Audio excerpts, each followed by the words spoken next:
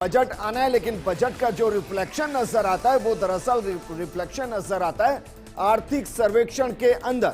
आर्थिक सर्वेक्षण यानी किस आधार पर हम ग्रोथ करने वाले हैं, अगले फाइनेंशियल जो क्वार्टर है उसके अंदर कितनी ग्रोथ अज्यूम की जा रही है, कौन कौन से ऐसे सेक्टर होंगे जिनके ऊपर बजट आधारित होगा और कौन कौन से ऐसे सेक्टर होंगे जहां बजट के अंदर कटौती नजर आ सकती है।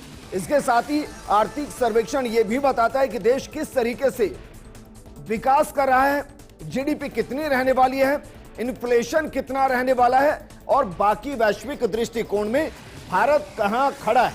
अमूमन यह हमेशा होता है कि बजट से पहले आर्थिक सर्वेक्षण आता है, लेकिन अगर कोई अंतरिम बजट है उससे पहले सर्वेक्षण नहीं आता। आज आर्थिक सर्वेक्षण आया और जो आर्थिक सर्वेक्षण आया उसमें किस तरीके से मोदी 3.0 के लिए राह आसान नजर आ रही है या मुश्किल नजर आ रही है। क्या कल के बजट में देश को कड़वी घुट्टी पीनी पड़ेगी या ये 5 साल राहत से भरे रहने वाले हैं। क्या महंगाई से राहत मिलेगी, क्या टैक्स में छूट मिलेगी, क्या टैक्स की सीमा को बढ़ाया जा सकता है और वो कौन कौन से सेक्टर जिनको टैक्स के दायरे में लाया जा सकता है। इससे भी बड़ा सवाल, क्या पेट्रोल डीजल को जीएसटी के अंदर लाया जा सकता है। हालांकि यह फैसला जीएसटी काउंसिल करती है, लेकिन उसके संकेत क्या कल दिए जा सकते हैं। क्या एग्रीकल्चर कृषि क्षेत्र को बम्पर सौगातें दी जा सकती है, क्या किसान सम्मान निधि बढ़ाई जा सकती है, इसके संकेत क्या आर्थिक सर्वेक्षण में मिले हैं। आज हम आपको आर्थिक सर्वेक्षण क्या होता है, कैसे बनता है, इसका क्या फायदा होता है और कैसे बजट का रिफ्लेक्शन इसमें नजर आता है, ये पूरा गणित समझाएंगे, क्योंकि जो आर्थिक सर्वेक्षण है वो बजट का ट्रेलर है।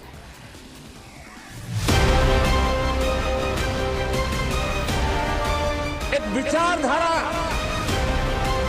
प्रगति की विचारधारा, विकास की विचारधारा, देश को नई ऊंचाइयों पर ले जाने वाली विचारधारा से हमें आगे बढ़ाना है।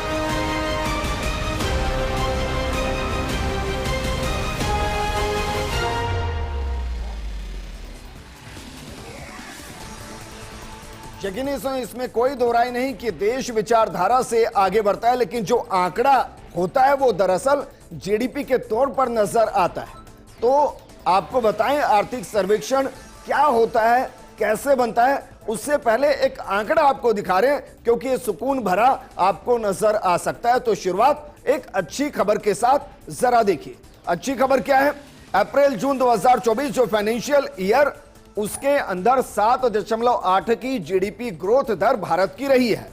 अब जो शुरू हो रहा है जुलाई से सितंबर के बीच वो 7.6% की जीडीपी दर के साथ भारत आगे बढ़ेगा, लेकिन जो अक्टूबर से दिसंबर है फाइनेंशियल जो क्वार्टर है उसके अंदर 8.4% की ग्रोथ भारत देखेगा।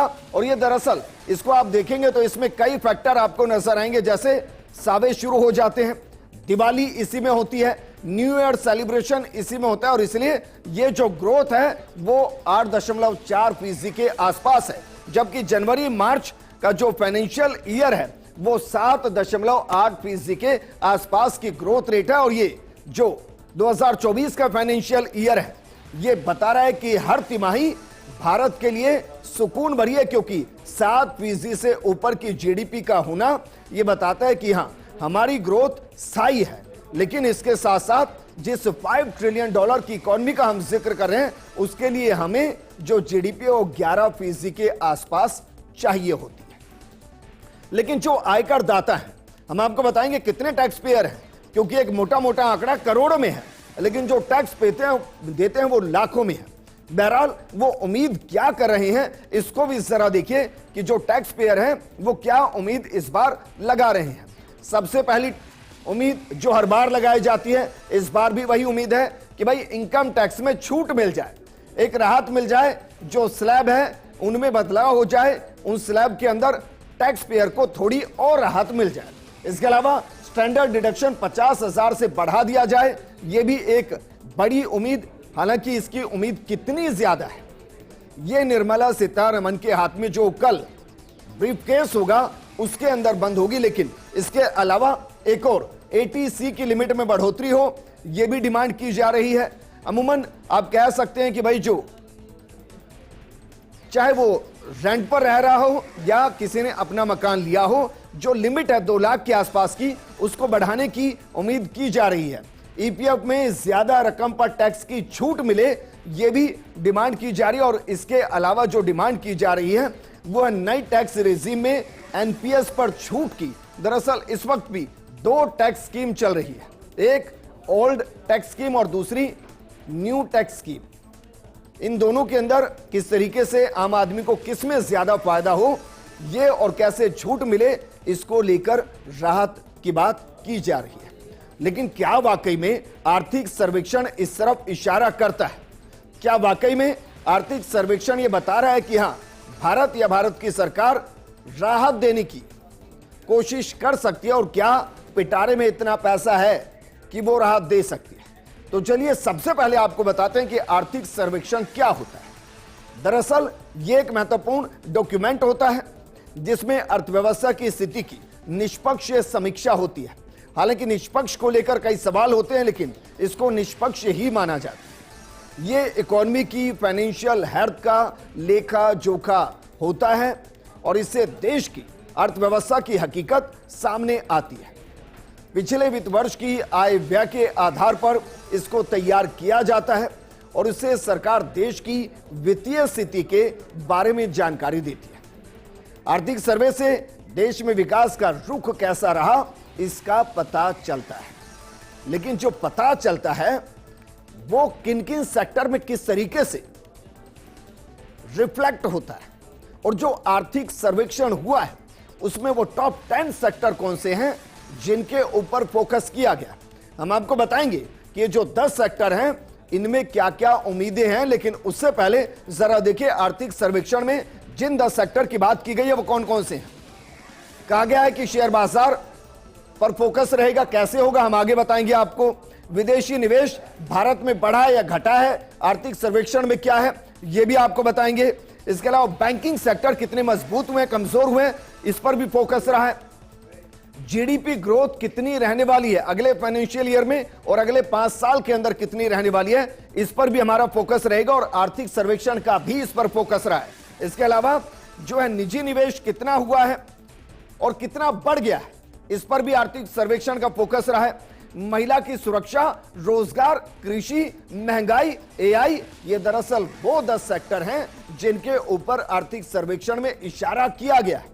लेकिन इशारा करते हुए क्या कुछ डिमांड की गई है और डिमांड करने के साथ किस चीज के पूरे होने की उम्मीद ज्यादा है, ये हम आगे चलकर आपको बताएंगे। लेकिन आर्थिक सर्वे में क्या क्या होता है ये पहले जरा समझिए।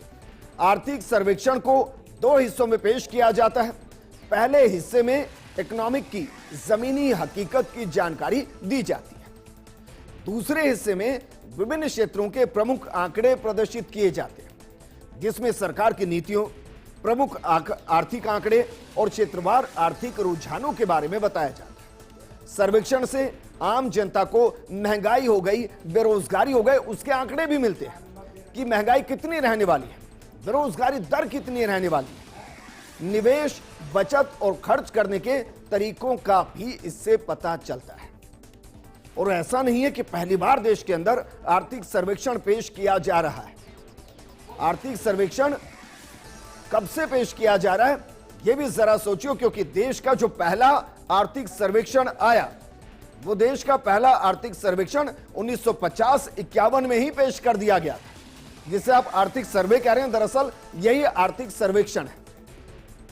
पहले इसे बजट के दिन ही पेश किया जाता था, यानी कि बजट से पहले इसको पेश किया जाता था, उसके बाद बजट पेश किया जाता था। साल 1964 से इसे बजट से एक दिन पहले पेश किए जाने की परंपरा शुरू हुई और तभी से यह परंपरा लगातार जारी है और लगातार बजट से एक दिन पहले इसको पेश किया जाता है। हालांकि यह भी सच है कि पहले जो बजट आता था तो वो शाम को 5 बजे के आसपास आता था, लेकिन अब सुबह 11 बजे बजट पढ़ना शुरू कर दिया जाता है। लेकिन ये जो आर्थिक सर्वे है जो बजट से एक दिन पहले आता है, इसको तैयार कैसे किया जाता है ये भी हम आपको बताते हैं, जरा इसको भी समझिए। दरअसल देश के आर्थिक सर्वेक्षण से जुड़ा दस्तावेज वित्त विभाग की तरफ से मुख्य आर्थिक सलाहकार के मार्गदर्शन में पेश किया जाता है। आर्थिक सर्वे तैयार होने के बाद वित्त मंत्री अपना अनुमोदन देती हैं और उसके बाद इसे सभी के सामने या कहीं कि देश के सामने रख दिया जाता है। अजय, इसमें 3 इंटरेस्टिंग चीजें। पहले, जब एक सरकार की शुरुआत होती है, एक बजट या एक सेशन की शुरुआत होती है, बजट सेशन के अमूमन, तो राष्ट्रपति का संबोधन होता है। सरकार का पहला जो विजन होता है वो संबोधन में रिफ्लेक्ट होता है। उसका जो रिफ्लेक्शन होता है वो काफी हद तक आर्थिक सर्वेक्षण में रिफ्लेक्ट होता है और आर्थिक सर्वेक्षण का जो रिफ्लेक्शन होता है उस पर बजट आधारित होता है। लेकिन अब जानते हैं, देश की जो आबादी है वो 140 करोड़ को पार कर चुकी है। जो कल बजट आएगा वो 140 करोड़ लोगों के लिए आएगा। लेकिन टैक्स कितना लोग पे करते हैं? जब ये आंकड़ा हम आपको देंगे तो आप सोचेंगे कि भाई फिर देश चल कैसे रहा है, क्योंकि आंकड़ा बेहद चौंकाने वाला है। तो चलिए आपको समझाते हैं कि जो बजट 2024 है और उसका जो बजट आ रहा है और उस बजट के अंदर जो सरकार की डायरेक्ट टैक्स से जो आमदनी हो रही है वो आमदनी में कितने टैक्स पेयर इसके अंदर जुड़े हुए हैं। हम 10 साल के आसपास का एक रिकॉर्ड आपको दिखाते हैं, जरा उसको समझिएगा, क्योंकि साल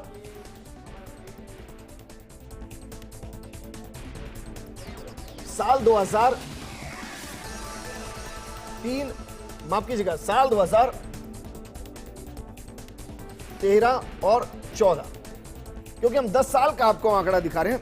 साल 2013-14 के अंदर 3.8 करोड़ के आसपास लोग ऐसे थे जो टैक्स पे करते थे। लेकिन 2022-23 में 2022-23 के अंदर जो टैक्स पेयर हैं वो बढ़कर हो गए 7 करोड़ 51 लाख के आसपास। लेकिन इस फाइनेंशियल ईयर में यानी कि 2023-24 के अंदर जो टैक्स पेयर हैं उनकी संख्या है 8 करोड़ 18 लाख के आसपास। अब जरा सोचिए, सबसे पहले तो ये कि देश की 140 से 142 करोड़ की पॉपुलेशन है और उस 140 से 142 करोड़ की पॉपुलेशन में से सिर्फ 8 करोड़ 18 लाख ही डायरेक्ट टैक्स पे करते हैं। और ये लगभग आप इसको कैलकुलेट करेंगे तो लगभग 5% के आसपास ही है जो टैक्स पे करते हैं। और कमाल की बात यह है कि इनमें से जो टैक्स सच में पे करते हैं वो आंकड़ा है सिर्फ 62 लाख का, सिर्फ 62 लाख। यानी कि 140 से 142 करोड़ में से जो डायरेक्ट टैक्स पे करते हैं ये आंकड़ा सिर्फ 62 लाख का है। तो सोचिए, 62 लाख टैक्स पेयर का जो पैसा सरकार के पास डायरेक्ट टैक्स के तौर पर पहुंचता है उससे 142 करोड़ के लिए बजट तैयार होता है। और ये देश की आबादी का जो हम 62 लाख टैक्स पेयर की बात कर रहे हैं वो देश की आबादी का कितना है?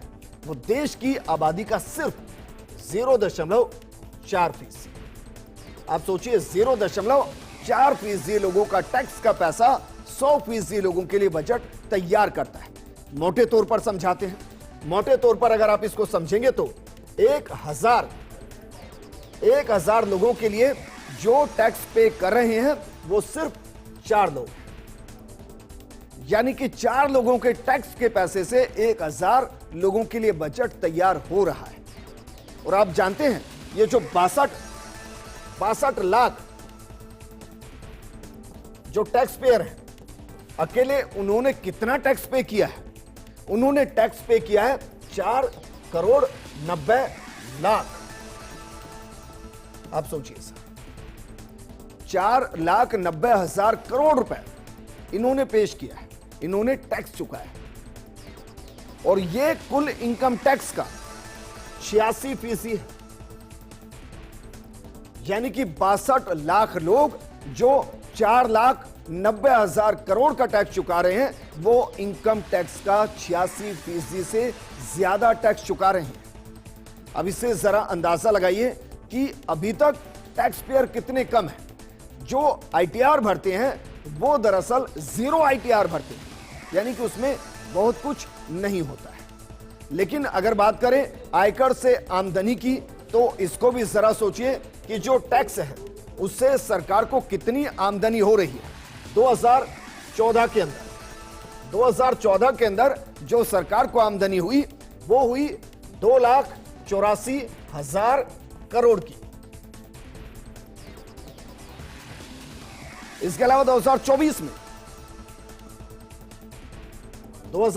में जो आमदनी हुई है वो हुई 10,22,000 करोड़ के आसपास, और 10 साल में इसमें कितना इजाफा हो गया? 3.6 गुना का इजाफा हो गया। अब ये इसका पॉजिटिव साइड है कि दरअसल देखिए जरा, एक तरफ बहुत कम लोग ऐसे हैं जो आईटीआर भरते हैं, जो आईटीआर भरते हैं उसमें से तो बहुत कम लोग हैं जो असल मायने में टैक्स पे करते हैं, लेकिन उसके बावजूद जो टैक्स पे करते हैं उसमें बीते 10 साल में 3.6 गुना की ज्यादा बढ़ोतरी हो गई। लेकिन यहां हमने आपको एक वीडियो दिखाया था, हमने 10 सेक्टर का जिक्र किया था, तो इन 10 सेक्टर में से अब एक एक करके शुरू करते हैं कि किस सेक्टर की कौन सी उम्मीदें हैं, और शुरुआत करते हैं एग्रीकल्चर के साथ, कृषि के साथ, क्योंकि 55% के आसपास लोग प्रत्यक्ष और अप्रत्यक्ष तौर पर इसी सेक्टर से देश में जुड़े हैं, और अर्थव्यवस्था का एक बड़ा हिस्सा इस सेक्टर से जुड़ा है। तो चलिए आपको बताते हैं। सबसे पहले बात करते हैं कृषि सेक्टर की। तो कृषि सेक्टर की जब हम बात करेंगे तो एग्रीकल्चर सेक्टर पर फोकस रहने वाला है। इकोनॉमिक्स सर्वे ने कृषि क्षेत्र पर फोकस बढ़ाने की जरूरत बताई है। इसके अलावा अगर हम बात करें, कृषि क्षेत्र पर फोकस करने से देश की तरक्की में तेजी आएगी, और जो तेजी आएगी हम कह सकते हैं कि कृषि देश के प्रगति की रफ्तार में कृषि क्षेत्र इंजन का काम करता है और आगे भी करता हुआ नजर आएगा। सर्वे में एग्रीकल्चर सेक्टर पर ध्यान केंद्रित करने पर जोर दिया गया है, और यह होना चाहिए। अब जानते हैं बीते बजट के अंदर जो 50 से 55% पॉपुलेशन से सीधा जुड़ा है उसके लिए महज 1% के आसपास बजट, लेकिन जो दूसरा सेक्टर जिस पर फोकस होना चाहिए और आर्थिक सर्वे में भी जिसकी तरफ ध्यान दिया गया है वो सेक्टर है रोजगार। तो चलिए रोजगार पर जोर किस तरीके से दिया गया। आर्थिक सर्वे पर देश में रोजगार के अवसर बढ़ाने पर भी जोर दिया गया है। जो आर्थिक सर्वे है उसमें कहा गया कि नॉन एग्रीकल्चर सेक्टर में साल 2030 तक औसतन सालाना करीब 78.5 लाख रोजगार के अवसर पैदा करने की जरूरत है, और यह आंकड़ा वाकई में बड़ा है। हालांकि इसमें साफ किया गया है कि देश में बेरोजगारी दर में गिरावट आई है। कोविड-19 महामारी के बाद से इसमें गिरावट आ रही है। शहरी बेरोजगारी दर 6.8% से घटकर मार्च 2024 तक 6.7% तक आ गई है, और ये राहत की बात है। लेकिन अगले सेक्टर का जिक्र करते हैं। महिला स्वरोजगार में तेजी का जिक्र आर्थिक सर्वे में किया गया है, और आर्थिक सर्वे में जो जिक्र किया गया उसके मुताबिक महिला सेल्फ एम्प्लॉयमेंट में तेजी आई है। अब इसमें चाहे आप लखपति दीदी के जरिए कहिए या फिर किसी और वजह से कहिए, सरकार के प्रयासों के चलते देश की 57.3% वर्कफोर्स सेल्फ एम्प्लॉयड है, यानी कि खुद का काम करती है। इनमें महिलाओं की भागीदारी काफी उत्साहजनक है। महिला सेल्फ एम्प्लॉयड में जबरदस्त बदलाव देखने को मिला है, और उसकी वजह से मोदी सरकार हो सकता है इस सेक्टर को और ज्यादा बूस्टर डोज देती नजर आए। लेकिन देश के अंदर निजी निवेश की रफ्तार भी तेज हुई है, और यह इशारा आर्थिक सर्वे के अंदर आया है। जो इशारा है वो कह रहा है कि सरकार की तरफ से पूंजीगत व्यय पर जोर दिए जाने और इसके अलावा प्राइवेट इन्वेस्टमेंट में आई तेजी से सकल पूंजी निर्माण को बढ़ावा मिलेगा। और जो इकोनॉमिकल सर्वे है उसके मुताबिक 2023-24 में इसमें 9% की भारी भरकम बढ़ोतरी दर्ज की गई। साथ ही कहा गया कि प्राइवेट इन्वेस्टमेंट को और बढ़ावा मिलने की उम्मीद है, और ये आर्थिक सर्वे के अंदर बताया गया। लेकिन जिस तरफ सबका फोकस होता है, जीडीपी ग्रोथ क्या रहने वाली है, आर्थिक सर्वे जीडीपी ग्रोथ को लेकर क्या कह रहा है, यह भी आपको बता रहे हैं, क्योंकि भारत की जीडीपी को लेकर बाकायदा इस आर्थिक सर्वे में जिक्र किया गया है। और इस रिपोर्ट में देश की फाइनेंशियल हेल्थ का लेखा जोखा पेश करते हुए कहा कि देश की जीडीपी ग्रोथ का अनुमान 6.5% से 7% के आसपास रहेगा और जो फाइनेंशियल ईयर इस वक्त चल रहा है उसमें जो अगला क्वार्टर आएगा उसमें 8.4% के आसपास तक ग्रोथ रेट जीडीपी की हो सकती है। लेकिन बैंकिंग सेक्टर जो एक दौर आया देश के अंदर जिसमें कोलैप्स होने की स्थिति में नजर आए, क्या इस वक्त बैंकिंग सेक्टर मजबूत है? उनकी क्या बैलेंस शीट मजबूत है? आर्थिक सर्वेक्षण के अंदर इसका भी जिक्र किया। आर्थिक सर्वे में कंपनियों और बैंकों की बैलेंस शीट मजबूत होने का दावा किया गया और यह मजबूत भारत की तरफ। इस दिशा में भारत ने काफी प्रयास कर शानदार काम किया है और इसी वजह से देश के बैंकिंग और वित्तीय क्षेत्रों में फाइनेंशियल ईयर 2024 में बेहतर प्रदर्शन किया गया। बैंकों के क्रेडिट में डबल डिजिट ग्रोथ देखने को मिली है और बैंकों के एसेट क्वालिटी में भी काफी सुधार देखने को मिला है। यह सरकार के एक स्वस्थ बैंकिंग सेक्टर के लिए प्रतिबद्धता को दर्शाता है और अच्छी बात यह है कि आर्थिक सर्वे के अंदर एनपीए को लेकर बहुत ज्यादा अलार्मिंग स्टेज नहीं है। एनपीए मतलब कि वो पैसा जो खत्म हो जाता है, जो बैंकिंग सेक्टर से उधार दिया तो जाता है लेकिन कभी वापस नहीं आता और बैंकों की माली हालत में एनपीए का एक बड़ा रोल होता है। लेकिन भारत अगर मजबूत हो रहा है, अगर यहां के सेक्टर्स ग्रोथ कर रहे हैं तो फिर विदेशी निवेश आता है। तो क्या वाकई में आर्थिक सर्वे यह दर्शा रहा है कि विदेशी निवेश भारत में बढ़ा है? जरा इसको भी समझते हैं, क्योंकि विदेशी भारतीयों का निवेश, विदेशों से घर पैसा भेजने वालों में भारतीय टॉप पर बैठे, पहले पायदान पर बैठे।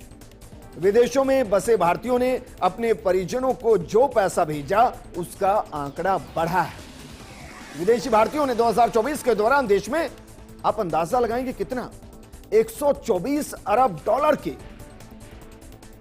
रेमिटेंस भेजे।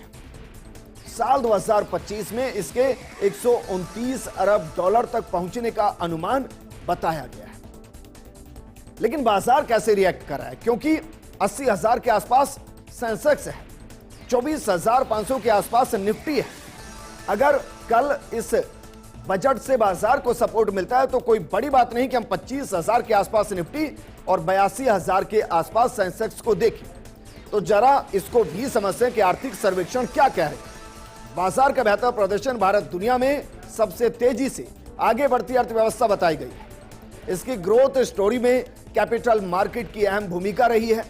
स्टॉक मार्केट ने ग्लोबल टेंशन और आर्थिक झटकों के बीच शानदार परफॉर्मेंस दी है।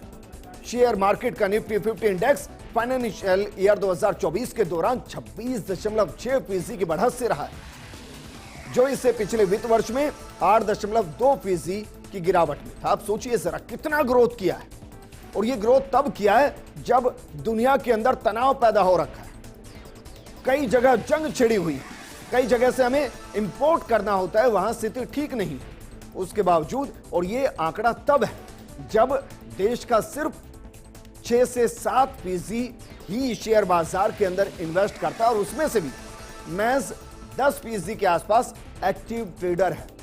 लेकिन एक शब्द जो आर्थिक सर्वेक्षण में नजर आया वो था एआई का, आर्टिफिशियल इंटेलिजेंस का, और इसका जिक्र होना आर्थिक सर्वेक्षण में बताता है कि एआई टेक्नोलॉजी आने वाले वक्त में जिस देश के पास सबसे मजबूत होगी, जिसके एआई की एज ज्यादा होगी, वो वर्ल्ड को रूल करेगा।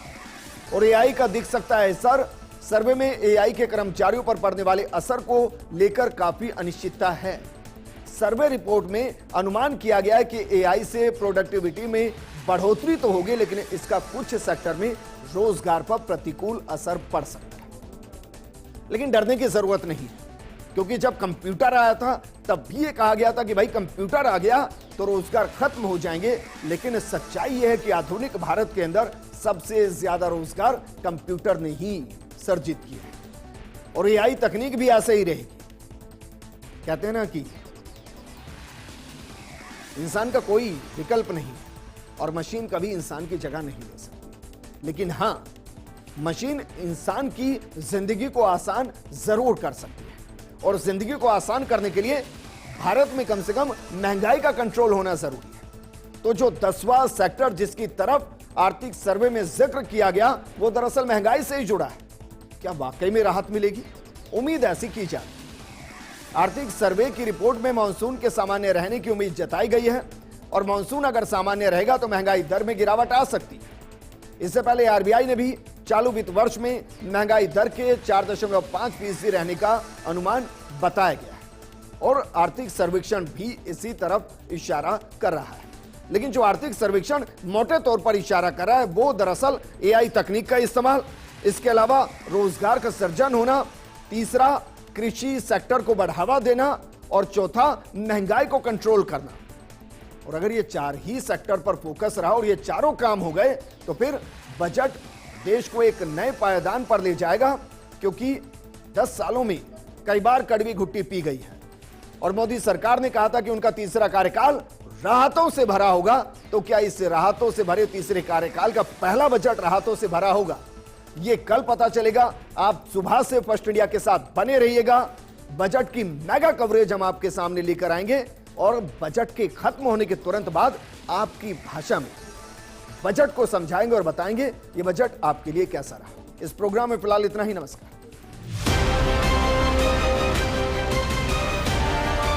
एक विचारधारा, प्रगति की विचारधारा, विकास की विचारधारा, देश को नई ऊंचाइयों पर ले जाने वाली विचारधारा से हमें आगे बढ़ाना है।